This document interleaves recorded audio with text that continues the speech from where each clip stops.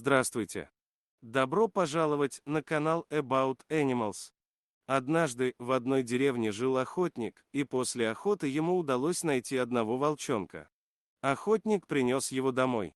Он пожалел волчонка и даже не посадил его в клетку, возможно, он был тронут тем, как его 7-летний сынишка играл с пушистым комочком, или мужчине просто некогда было заниматься лесным зверьком.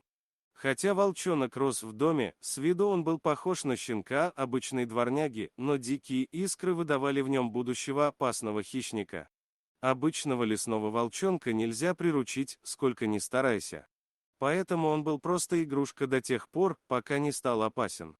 Несмотря на дикий нрав, зверек полюбился мальчику, и сорванец был готов даже хорошо учиться, лишь бы побольше проводить времени со своим питомцем. К тому же, наличие настоящего, хоть и маленького волка, прибавляло ему важности в глазах остальных мальчишек. Но время шло, и щенок превратился в подростка. Волка нельзя держать на цепи, как дворового пса, поэтому его посадили в вольер.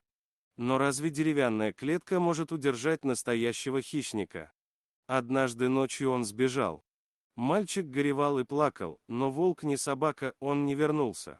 Чтобы утешить сына, родители завели щенка, и тот заполнил пустоту в сердце мальчика, ведь собаки ласковые и верные друзья, способные лечить душевные раны.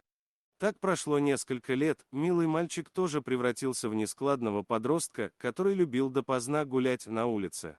Очередная зима выдалась холодной и голодной. Появились слухи, что к домам стали выходить волки, к сожалению, это была правда. Однажды, поздно вечером, сын охотника возвращался домой и увидел в темноте горящие глаза, деревенские собаки попрятались в страхе, а мальчика стали окружать серые хищники. Целая стая вышла из леса, чтобы поохотиться на беззащитную добычу. Вся жизнь пронеслась у подростка перед глазами, он понял, что его сейчас станут рвать на части и помощи ждать будет неоткуда. Пока люди поймут, в чем дело, волки перегрызут ему горло, стало очень страшно и обидно, что он прожил так мало. Волки описывали круги, приближаясь к жертве, впереди шел матерый вожак. Когда расстояние сократилось до такой степени, что стало слышно хриплое дыхание зверей, серый хищник вдруг остановился в нерешительности, вслед за ним замерли и другие волки.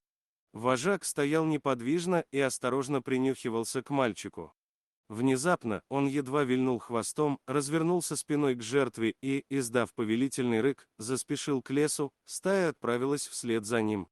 Когда мальчик пришел в себя, он осознал, что чудом избежал смерти, а причиной такого поведения стало то, что выросший волчонок узнал своего маленького друга и не посмел его обидеть. Эта невероятная история доказывает нам, что настоящей верности не существует времени и расстояния, даже если ее обладатель опасный хищник. Спасибо за просмотр. Подписывайтесь на канал, где вы найдете еще много интересного, а также ставьте лайки и пишите комментарии, что думаете насчет этой истории.